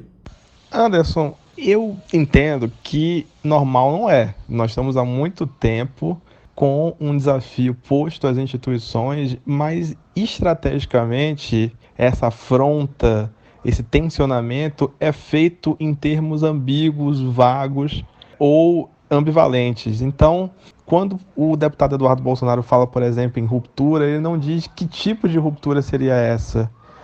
Ele pode, numa defesa eventual em um processo, porque em tese eu poderia levar o limite da fala dele a enquadrar na Lei de Segurança Nacional, e em que ele estaria pregando vamos dizer assim, uma subversão do regime vigente por meio violento, o que é crime, ou algum tipo de atentado ao Estado de Direito. Ele poderia dizer que essa ruptura seria, na verdade, uma grande mudança de regime, mas pelas vias legais e constitucionais, de que o movimento que ele integra iria propor, seria vitorioso nas próximas eleições e faria grandes transformações, grandes reformas. Então, a covardia da coisa, porque o contexto está muito posto de ameaça e de violência, ainda que não violência física, mas violência contra as instituições. Mas ele se utiliza de uma linguagem retórica ambígua, ambivalente, como eu disse antes, para fugir de um enquadramento legal que possa lhe causar um dano. E aí, nisso, ele invoca também a imunidade parlamentar para dizer que não existe quebra de decoro. E, ao mesmo tempo, existe também um esforço do bolsonarismo de dizer, não, nós estamos de acordo com a Constituição. E a invocação ao artigo 142 sempre vem nesse sentido, entendeu? Não há o apoio explícito à intervenção militar pelo bolsonarismo, mas pelo Bolsonaro, não pelo bolsonarismo, me corrigindo. Mas sempre fica no ar, vago, podendo ser apreendido ou tomado quando conveniente. O que o Bolsonaro faz é aquilo que Carl Schmitt defendia nos anos 1920, 1930, um filósofo que foi base do pensamento, que contribuiu em parte para o pensamento do nacionalsocialismo, de que o presidente é, em última análise, o guardião e o último intérprete da Constituição. Então, o bolsonarismo fala em ruptura a partir de um senso próprio de Constituição dele, de que nós vamos romper com este sistema, que é o sistema que está à margem dos nossos valores, dos valores da família, da institucionalidade que nós entendemos correta. Então, é um discurso muito perigoso, mas que cínica e taticamente se vale da ambiguidade e da ambivalência. E a respeito da legitimidade desses mandados emitidos pelo STF, Bernardo? O Procurador-Geral da República, Augusto Aras, contestou a operação da Polícia Federal, dizendo que ela não teria sido autorizada pelo Ministério Público. Houve críticas também relacionadas ao fato de que o Supremo teria pedido a abertura do inquérito, ordenado as buscas para a produção de provas e será responsável pelo julgamento dessas ações no futuro. Como é que você avalia a legalidade dessa investigação relativa às fake news, Bernardo? Anderson, essa questão do inquérito 4781 instaurado no STF para apurar fake news e outras condutas contra membros do tribunal e contra o próprio tribunal, ele é complexo. A gente já falou aqui sobre ele em outras ocasiões, por exemplo, por conta da censura à revista Cruzoé. E eu tinha na época uma opinião que eu ainda sustento de que o inquérito ele não seria constitucional porque ele viola o sistema acusatório presente no direito brasileiro, ok? Em que caberia investigação criminal em tese à polícia judiciária e que, não obstante exista previsão no regimento interno do Supremo Tribunal Federal, no artigo 43, esse regimento interno ele é anterior à Constituição de 1988. Ainda que ele tenha sido modificado, e naquela época, anterior a 1988, o regimento interno dos tribunais tinha um outro estatuto normativo, em alguns casos ele tinha valor legal, que hoje ele não tem mais. Mas, ao mesmo tempo, eu vi que os debates foram se aprofundando, e na comunidade jurídica há uma discussão muito grande sobre esse inquérito. Primeiro, quem é contra o inquérito ele diz que o artigo 43 trata é o poder de polícia que os juízes têm nas dependências do juiz ou tribunal para apurar fatos que ocorram e punir fatos que ocorram na sala de audiência, na sala de sessão, enfim, nas dependências físicas. Seria mais um poder de polícia, o poder de manter a ordem. O parágrafo 1º do regimento interno do STF, ele coloca. Nos demais casos, ele abre. Então, houve duas interpretações do presidente Dias Toffoli, do STF. Ele ampliou extensivamente a ideia de dependências, porque o ataque foi feito por meio de virtual, e invocou os demais casos previstos no artigo 43, em que ele pode proceder na forma desse artigo, instaurar o inquérito ou delegar a outro ministro, ou requisitar a autoridade competente. Nesse meio tempo em que esse inquérito tem se desenvolvido, que já vai além de um ano, ele, em alguma medida, passou por várias fases. E nesse meio tempo surgiu a figura do juiz de garantias, entendeu? Ainda que ele esteja com a sua exigibilidade suspensa. Ao mesmo tempo, o Código de Processo Penal, no artigo 242, ele prevê a possibilidade de um juiz determinar, qualquer juiz, não é só ministro da STF não, tá? Busca e apreensão de ofício. Então, existem argumentos mais consistentes hoje para defender a legitimidade do inquérito do que quando tudo isso começou. Mas eu ainda tenderia a ver o inquérito como ilegal, porque o que acontece? O inquérito existe e pode ser deflagrado pelo Supremo Tribunal Federal, nesses termos do artigo 43 do Regimento Interno, quando houver autoridade ou pessoa sujeita à sua jurisdição. Se o ministro do STF ou autoridade sujeita à jurisdição do STF comete crime, o fato que em tese seria crime, nesse caso específico nós teríamos então a possibilidade de instauração do inquérito. Mas os ministros do STF, como vítima, eles não seriam, em tese, sujeitos à jurisdição do STF. Quem defende o inquérito faz uma construção elaborada a partir de um instituto do direito americano, o Contempt of Court, que seria mais ou menos próximo do desacato, de que, em tese, a ofensa atingiria toda o tribunal enquanto instituição de Estado, enquanto órgão constitucional. Eu ainda não me convenço com esse argumento, mas existe um outro argumento favorável ao inquérito que me sensibiliza em parte, que é a omissão da Procuradoria-Geral da República, que sabe dos ataques que os ministros têm sofrido, não tem nenhuma iniciativa recente, não tinha sobre a égide de Raquel Dodge, menos ainda sobre Augusto Aras, para instaurar inquérito às autoridades competentes. E, de todo modo, Anderson, Quando o inquérito terminar, ele terá que ser enviado para a Procuradoria-Geral da República ou para os órgãos de persecução penal competente na primeira instância, para que o Ministério Público decida se instaura, se oferece ou não a denúncia criminal. Então não é o STF investigando, denunciando e julgando. Ao mesmo tempo, a participação ou auditiva do Ministério Público, ela, em tese, se impõe pela legislação, que de fato não está ocorrendo, mas ela não é obrigatória. Quem vai decidir se defere ou não a audiência é o juiz que preside o inquérito, no caso. A determinada diligência do inquérito, quem decide é o juiz. O problema é que quem está pedindo a diligência e quem vai decidir sobre ela é a mesma pessoa, Alexandre de Moraes, o ministro Alexandre de Moraes. Por conta do ministro do STF vítima não ter jurisdição no tribunal, eu tenderia a ver uma inconstitucionalidade. Hoje eu ainda me mantenho no sentido de que esse inquérito seria inconstitucional por isso. Mas, de fato, a necessidade desse poder de polícia para defender a integridade do tribunal e sua estatura constitucional talvez seja necessária. E aí cabe denunciar uma demagogia do Procurador-Geral da República, que, no ano passado, aceitou o inquérito, falou contra numa ação da Rede de Sustentabilidade, dizendo que o inquérito era constitucional, mas exigindo a participação auditiva do membro do Ministério Público Federal, no caso ele, para todas as diligências. Então ele exigiu a participação do MP, mas disse que o inquérito era inconstitucional. Agora que atingiu interesses sensíveis, ele mudou de opinião, o que é muito triste. Agora, o presidente e seu filho subverteram a lógica e acusaram o Supremo de atentar contra a democracia, já que essas notícias falsas produzidas pelos seus aliados estariam supostamente protegidas pelo direito à liberdade de expressão. Só que não é bem assim, né, Bernardo? Até a democracia tem limite. Anderson, um famoso juiz da Suprema Corte dos Estados Unidos, Oliver Wendell Holmes, dizia que liberdade de expressão não é gritar fogo num teatro lotado.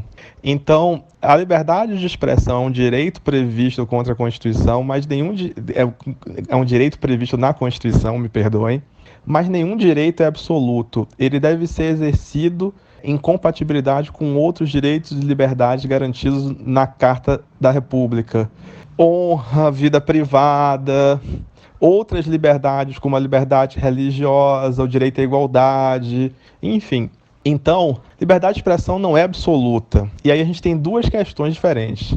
Discurso de ódio não é liberdade de expressão, seja porque ele não está protegido pelo direito à liberdade de expressão, ele não é alcançado pelo campo de incidência desse direito, ninguém tem direito de propagar o ódio, ofender, discriminar, seja porque, ainda que eu pudesse assim considerar, ele seria restringido em conflito com outros direitos como honra, igualdade e como prevalência dos direitos humanos.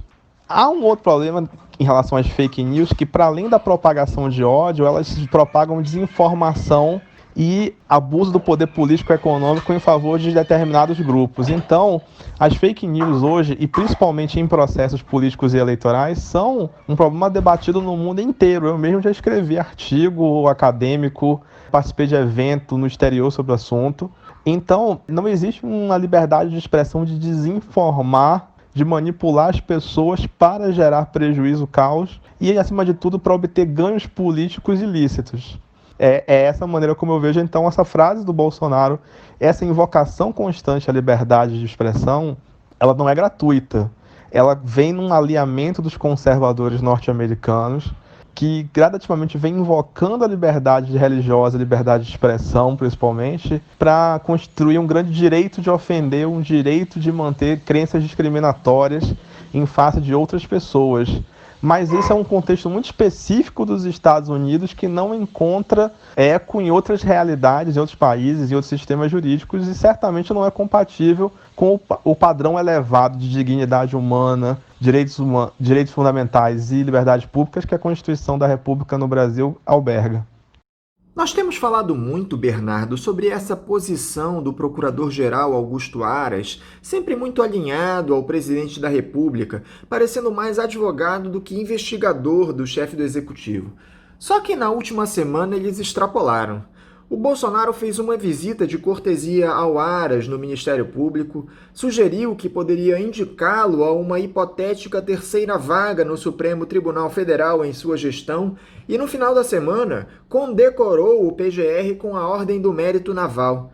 Tá escrachado demais, não está, Bernardo? Anderson, essas condecorações a altas autoridades, elas são de praxe e, infelizmente, há uma certa banalização, uma certa promiscuidade disso. Eu vou lembrar do Joaquim Barbosa, do ex-ministro do STF, na época presidente Joaquim Barbosa, recebendo condecoração, medalha da Inconfidência, que é uma alta condecoração do governo de Minas Gerais, com a presença de Aécio Neves, de toda a cúpula do PSDB de Minas, mais ou menos na época que ele estava julgando o Mensalão, o Próximo, enfim, de uma forma um tanto quanto oportunista, ok? Em 2013, ele já tendo julgado o Mensalão, inclusive, já tinha determinado a prisão do ex-ministro Zé Dirceu, agora me lembrei agora. E o Aécio Neves, com o Aécio Neves em franca pré-campanha presidente da República. Então, eu estou lembrando de um exemplo, mas tem vários. Raquel Dodge já recebeu medalhas desse tipo. Presidente de tribunal condecora governador, governador condecora presidente de tribunal. O problema não é a condecoração, é o contexto, tá? É triste falar isso de Augusto Aras, que eu conheci num outro contexto, como um estudante de direito.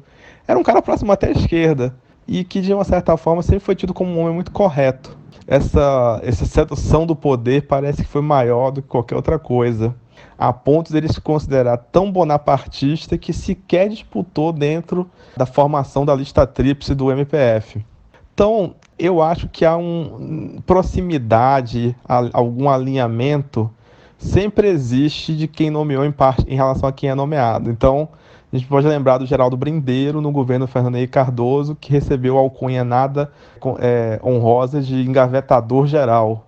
Mas eu acho que no caso do Augusto Aras, isso está se extrapolando para um alinhamento ideológico que inclusive reverbera na instituição. Porque ele, Augusto Aras, por exemplo, tem promovido uma série de mudanças na escola de formação, dizendo que ela é muito à esquerda, questionou o sistema de votação da lista tríplice feito pela Associação de Procuradores da República. É um combate que Augusto Aras tem feito para dentro e para fora da instituição, extremamente alinhado às pautas do bolsonarismo e ao presidente da República, Jair Bolsonaro, em si. Então, dizer com esse nível de franqueza que vai nomear para o Supremo, isso é Bolsonaro sendo Bolsonaro, infelizmente, e ao que parece Augusto Aras, infelizmente, sendo Augusto Aras. Mas o que me escandaliza no alto convite para ir à Procuradoria-Geral da República é a ocasião que você não apontou. Era o dia de nomeação do novo Procurador Federal dos Direitos do Cidadão, Carlos Alberto Vilhena. É um procurador da República muito experiente, com ampla atuação em área criminal. Ninguém sabe ainda qual vai ser a linha dele, mas em 2001 ele ajuizou a primeira ação pleiteando homeschooling no Brasil, ou seja, educar os filhos em casa, e a ação não foi bem sucedida. Não se sabe se ele veio para frear um ímpeto progressista, visto que a Procuradora Federal anterior, Débora Duprá, era fortemente conhecida pela defesa intransigente dos direitos humanos, das minorias, e batia de frente toda hora com o governo Bolsonaro, desde o início. Não se sabe se ele foi uma escolha sob encomenda ou se ele vai manter o espírito de diálogo com movimentos sociais, com a sociedade civil, com órgãos públicos, com os órgãos internacionais, que essa Procuradoria e o Ministério Público Federal sempre mantiveram. Então, a ida do Bolsonaro, para mim, ela é muito grave no sentido de que é como se ele estivesse conquistando uma base da resistência. Vim aqui agora, vou aí, que é justamente porque uma pessoa aqui que me atacava, a quem eu me opunha, saiu do carro e agora tem outra, que eu não sei se vai ser, que eu não sei, não sabemos se vai ser favorável a ele ou não, mas é como se ele tivesse conquistado parte de um território inimigo. Toda essa simbologia é muito ruim para Augusto Aras, e isso vai reverberar certamente na tensão dentro do próprio Ministério Público Federal. Essa relação de proximidade entre o presidente e o procurador-geral acabou motivando a elaboração de um manifesto de integrantes do Ministério Público em defesa da adoção da lista tríplice para a nomeação do chefe da instituição. O Augusto Aras foi escolhido fora da lista pelo presidente no ano passado. O manifesto já contava com mais de 600 nomes de membros do MP. Como é que esse tipo de propositura pode afetar a gestão de Aras à frente do Ministério Público, Bernardo? No mínimo, um enorme constrangimento foi criado. Anderson, isso vai muito além de um constrangimento que, eu concordo com você, existe nesse tipo de iniciativa. Primeiro, tem uma disputa interna forte dentro do MPF. Augusto Aras é um procurador de carreira que entrou antes da Constituição de 88. Então ele tem uma outra visão de mundo, uma outra visão sobre esse tipo de função, sobre o MPF, do que aqueles procuradores que se iniciaram na carreira nos últimos 30 anos, tá? O MPF ele tem uma atuação extremamente descentralizada, horizontal e que dá muita, dá muita margem de liberdade à atuação de seus membros e órgãos intermediários. Então, não existe, não é como, sei lá, o OAB, onde vige um certo presidencialismo focado na autoridade do presidente. Aras é anterior a esse período. Então, ele se vê como líder e ele acha que a instituição tem que refletir de cima para baixo quem ele é e o que ele acredita ou qual o direcionamento que ele dá. Então, esse tipo de movimentação para uma emenda constitucional, primeiro, ela é correta. Porque a Procuradoria-Geral da República é o único braço do Ministério Público no país que não tem a lista tríplice, por uma omissão, por um lapso na elaboração da Constituição. Segundo, existe aí um entrincheiramento, uma disputa entre o entrincheiramento que o bolsonarismo quer ter, fazendo com que Aras mude a cara do MPF, levando-o para o STF, com uma oposição interna e externa a Augusto Aras e ao que ele representa hoje na Procuradoria-Geral da República, no sentido de criar regras para esvaziar o projeto político que Aras representa. Então, eu teria a lista tríplice, a proibição de recondução e a imposição de uma quarentena. Claro que isso vai ser uma briga política imensa, que ele vai dizer que quando ele assumiu ele tinha direito à recondução e a Constituição não limita, então ele pessoalmente estaria legitimado a continuar se reconduzindo. Outros vão dizer que o Supremo Tribunal Federal nunca admitiu o direito adquirido a um regime jurídico específico. Então é briga boa, mas o maior constrangimento não é esse, é uma iniciativa que tem sido também urdida ali nos bastidores para a exoneração de Augusto Aras, que ela dependeria no caso de crime de responsabilidade, ela poderia ser feita com voto da maioria absoluta do Senado Federal, na forma do artigo 52 da Constituição. Então, tempos quentes e uma disputa forte aí envolvendo Augusto Aras e que vai muito além do constrangimento. Existe uma batalha por projetos de Ministério Público e por concepções sobre o que é a República e o que é o Estado de Direito. Esse governo, Bernardo, é repleto de episódios inéditos na história democrática do país. Outra aberração foi esse pedido de habeas corpus impetrado pelo ministro da Justiça, André Mendonça, em favor do titular da pasta da Educação, Abraham Weintraub, e dos demais envolvidos nesse inquérito que apura as fake news. Segundo o titular da pasta da Justiça, a medida visa garantir a liberdade de expressão dos cidadãos e a independência, harmonia e respeito entre os poderes. É normal esse tipo de iniciativa, Bernardo? Anderson, normal não é.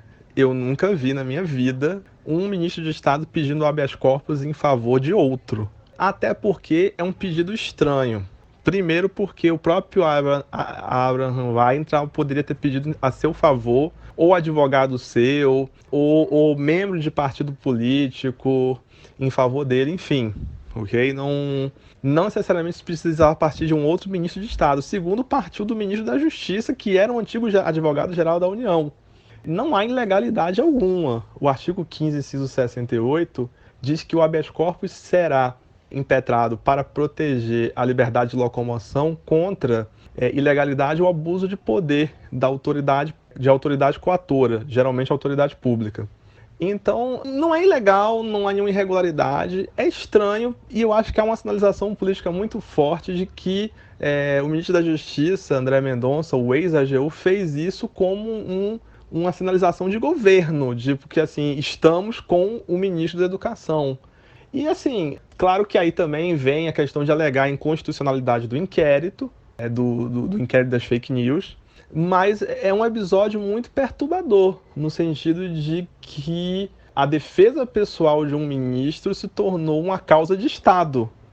Ou seja, o ministro da Justiça ajuizando habeas corpus em favor do ministro da Educação. Ou uma causa de governo, que seria um pouco menos pior. Entendeu? Então, é uma sinalização preocupante no sentido do nível de desafio às instituições que ela representa. Não pelo habeas corpus em si ou por manusear o habeas corpus em si, que é um direito de qualquer investigado ou acusado. Ok? Acho que o próprio Abraham foi ouvido e exerceu o direito ao silêncio, mas isso em si não é uma sinalização interessante um ministro de Estado pedindo em favor de outro. Mostra uma clara tendência do governo de se proteger e de se defender, e você criando uma apropriação de instituições de Estado pelo projeto bolsonarista. Agora, no depoimento à Polícia Federal a respeito daqueles ataques que fez aos ministros do Supremo na reunião ministerial, o Abraham Weintraub ficou em silêncio. É evidente que isso é um direito de todo investigado, não produzir provas contra si. Mas sabe o que eu acho curioso, Bernardo? Esse pessoal, enquanto está em grupo, é muito valente. Fala todo tipo de absurdo. Mas quando é confrontado por uma autoridade, fica em silêncio. Eu costumo brincar com meus amigos, Anderson, de que esse aí é o governo da quinta série. Da antiga quinta série, né? Hoje eles falam quinto ano. Mas, enfim... Por que o governo da quinta série? É sempre aquele menino valentão que bate quando tá em grupo, mas que corre quando tá sozinho. Gabriel Pensador tinha uma música com uma letra semelhante, Retrato de um Playboy. Em uma parte da música ele dizia que o sujeito era muito corajoso em grupo, mas que sozinho só andava pelos cantos. Então o Abraham Weintraub, ele é isso. Nas audiências públicas no Congresso ele fala grosso contra as universidades públicas, grita. Na hora que ele tem que falar com um adulto na sala, entre aspas, na hora que ele comparece à justiça, ou que ele tem que falar com autoridades elevadas do Congresso, presidente da Câmara, presidente do Senado, ele fica pianinho, ele fala mansinho. Claro que o direito ao silêncio é um direito fundamental, tem todas as garantias como investigado, se houver denúncia, e só lembrando que há duas questões aí. Existe um inquérito pedido pela Procuradoria-Geral da República com relação à questão do racismo por posts que ele fez com relação à China. Eu não me lembro exatamente em que inquérito ele foi ouvido ou se já foi nesse das fake news pelas declarações que ele dá. Acho que não. Ele não foi ouvido no das fake news, não. Ele foi ouvido no outro que Celso de Mello abriu para apurar as questões relativas às declarações do ex-ministro Sérgio Moro. Então, são 3 inquéritos diferentes. A Abraham está sendo investigado por racismo, que eu já acho uma acusação forte. Você tem o inquérito das declarações do ex-ministro Sérgio Moro e a juntada do vídeo da reunião ministerial. E se no vídeo existe a prática de um crime, em tese, a autoridade é obrigada a investigar.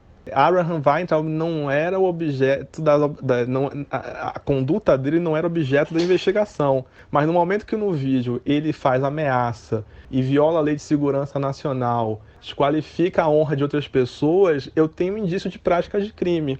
E tem o das fake news, eu não me lembro dele estar sendo ouvido no das fake news, não. Ele está sendo ouvido no inquérito, salvo engano, ou do Celso de Mello, ou na questão do racismo contra a China. E eu acho triste, sinceramente triste, que um sujeito como ele seja ministro da Educação. Até como professor de Universidade Federal, eu acho triste isso. Que, aliás, após mais de um ano no cargo, ele sequer bota o pé numa Universidade Federal. E só fala besteira, mentira, desinformação. Mas eu também tenho que reconhecer que ele tem direito ao silêncio como acusado. Mas, enfim, é mais um capítulo triste de um governo triste. O Tribunal Superior Eleitoral, Bernardo, deve julgar nas próximas semanas 2 pedidos de cassação da chapa Bolsonaro-Mourão impetrados pela Rede e pelo PSOL ainda à época das eleições. Embora esses fatos que vieram à tona sobre a fábrica bolsonarista de notícias falsas não poderem ser utilizados nesse julgamento, Os ministros do TSE podem levá-los em conta, ao menos no inconsciente, na hora de formar seus entendimentos? Anderson, deixa eu fazer uma pequena retificação em relação à pergunta anterior. De fato, Abraham Weintraub ele foi ouvido no bojo do inquérito, sim, das fake news, com relação às declarações que ele deu na reunião ministerial de 22 de abril. Mas correm contra ele outros dois inquéritos, outro inquérito em relação ao racismo, e pode ser que da investigação atinente aos fatos citados pelo ex-ministro Sérgio Moro, disso surja um novo inquérito específico contra ele. Vamos falar agora da pergunta sobre o TSE. Eu comentei aqui com você na minha última intervenção no programa que não poderia ser ajuizada uma nova ação nesse momento com base nos fatos apresentados pelo suplente de senador, o senhor Paulo Maurinho. Depois eu acho que vocês ouviram um convidado dizendo que essas provas não podem ser juntadas ao processo. E, salvo o melhor juízo, esse é um entendimento correto. Eu mencionei na minha última fala que o PT aditou suas ações de impugnação, de investigação judicial eleitoral, para incluir os fatos narrados por Paulo Marinho, para tomar o depoimento dele. Eu mencionei também que no curso da ação de cassação contra a chapa Dilma Temer, fatos da Lava Jato posteriores à reeleição foram juntados ao inquérito, mas na hora da decisão, no dia do julgamento, o ministro Gilmar Mendes abriu uma dissidência dizendo que aqueles fatos não poderiam ter sido juntados naquele momento processual. Então, do ponto de vista da melhor técnica do direito processual, do direito eleitoral, eu acho que esses fatos não podem ser elemento de prova. Mas o artigo 23 da Lei Complementar 64 diz que o tribunal formará sua convicção pela livre apreciação dos fatos públicos e notórios, dos indícios e presunções e prova produzida, atentando para as circunstâncias ou fatos, ainda que não indicados ou alegados pelas partes, mas que preservem o interesse público da lisura eleitoral. A gente tem uma cláusula aberta aí que dá margem para que, ao lado de provas já produzidas ou reforçando provas produzidas, você tenha isso como um subsídio material, indireto que seja, às ações de cassação. E, com certeza, dependendo do nível de agravamento da crise política, talvez isso possa formar, sim, o inconsciente dos julgadores. Lembrando que são 4 ações, 2 do PT, que não entraram em pauta ainda, essa da Rede e a do PSOL. Bernardo, no último fim de semana foram divulgados alguns manifestos em defesa da democracia, um deles assinado por uma série de juristas. Na sua opinião, qual é a importância desse tipo de iniciativa no momento difícil que o país atravessa? Anderson, eu acho que todas as manifestações políticas são válidas e legítimas, mas eu acho que o tempo dos manifestos e notas de repúdio já passou faz algum tempo. Ou seja, não é hora mais das notas de repúdio, manifestos, esse tempo já passou. O nível de afronta às instituições, de acirramento político, de uso, de invocação ainda que subliminar à violência e de enfrentamento das instituições, de respeito aos direitos humanos, tudo isso já chegou num nível de gravidade temperado por um gradativo aparelhamento das instituições de segurança, principalmente na base das polícias, que eu acho que a reação agora tem que ser mais veemente. E eu acho que a luta tem que ser aberta, né? A luta política, com pedidos de impeachment, denúncias, ela já tem sido feita, tá?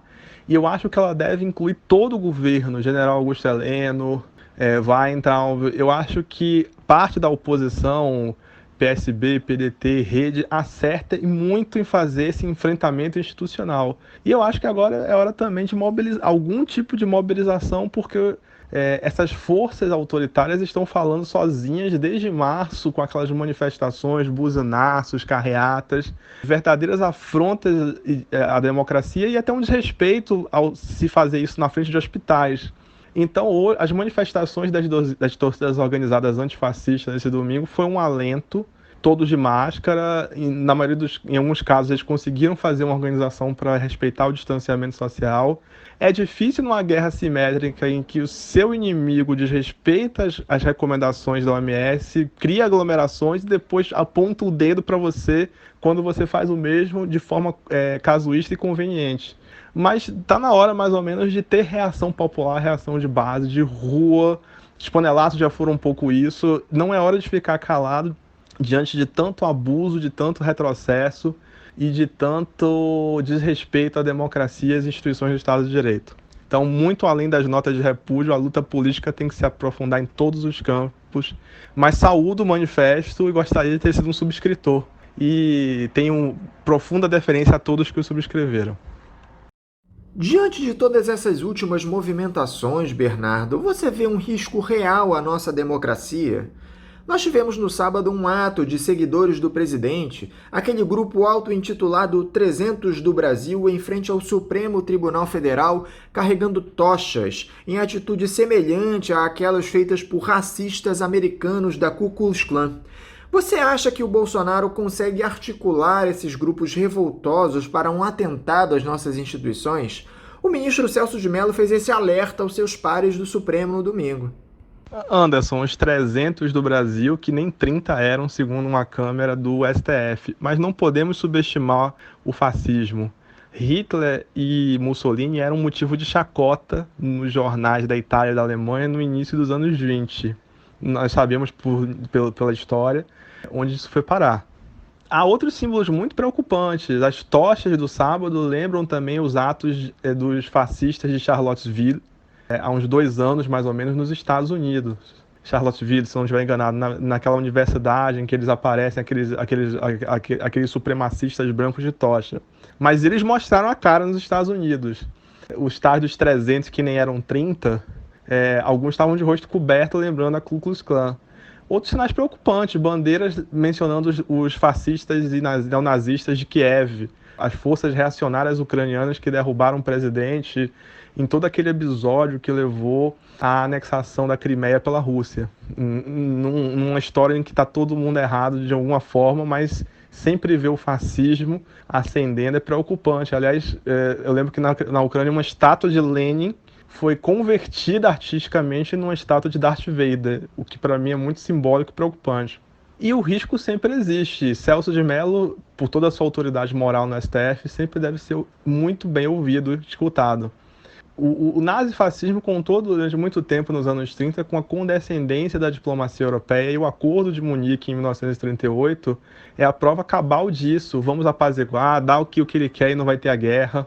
Eu acho que esse é um momento de enfrentamento. E mais do que um enfrentamento reativo, porque o governo Bolsonaro pode cair institucionalmente ou pela via eleitoral daqui a 2 anos, no melhor cenário, mas o bolsonarismo como força social ele continua e precisa ser derrotado.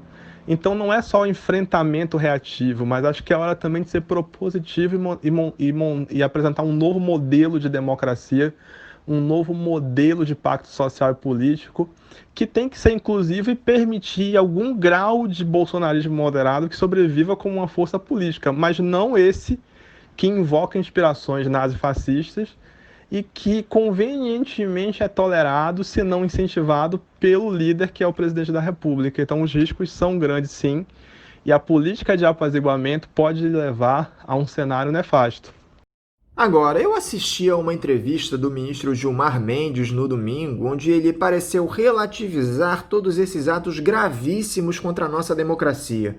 Dá a impressão de que parte desses magistrados do STF ou são coniventes com esses absurdos ou estão amedrontados com essas ameaças. Anderson, eu não assisti a entrevista, então eu não poderia opinar muito claramente sobre seus termos. O que eu vejo em geral é que, desde o início do governo Bolsonaro, o STF tem se colocado como um limite à suposta legitimidade majoritária que cerca o presidente da República, e muitos atos do Bolsonaro foram contidos por decisões do tribunal provocado pela oposição, por movimentos e outras forças sociais e entidades da sociedade civil. O STF tem feito seu papel. E, como sempre, com certa leniência, a política econômica do governo, a reforma da Previdência, a PEC do orçamento de guerra, a PEC do teto, que já vem do governo Temer, numa linha de ser mais contido em matéria econômica e mais proativo em matéria política e social, ok? Eu acho que, pelo que você está falando, o ministro Gilmar Mendes deve ter entrado numa linha do não vamos dar a importância que essa gente não tem. É um pouco lembrar o governo da quinta série desses bandos, desses machões de polichinelo, esses machões de isopor, que é só você dar uma porrada e quebra, entendeu?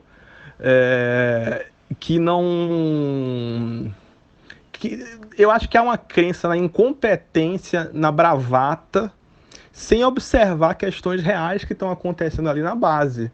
E aí, de novo, pode-se cair no erro de entre 1919 e 1920, desprezar o nazifascismo como uma força ridícula da política, como uma força que desapareceria pela sua própria incompetência. A história provou que não foi bem assim. Ou um pouco do apaziguamento de Munique. E aí eu acho que pode ter um pouco de tudo no tribunal. Gente querendo ser bombeiro, gente querendo ser mais contido, porque não é o papel do juiz ser proativo. Gente com medo, gente com a faca nos dentes. Eu não saberia dizer para você quem é quem no Supremo Tribunal Federal. Mas é difícil falar porque também é um quadro de tensionamento muito grande em que a gente está vivendo um verdadeiro pesadelo de Linz, que é uma teoria construída na ciência política por um politólogo argentino, Juan Lis, que o presidencialismo é um sistema fadado a grandes impasses e crises quando você tem presidente e congresso que não estejam no mesmo grupo político.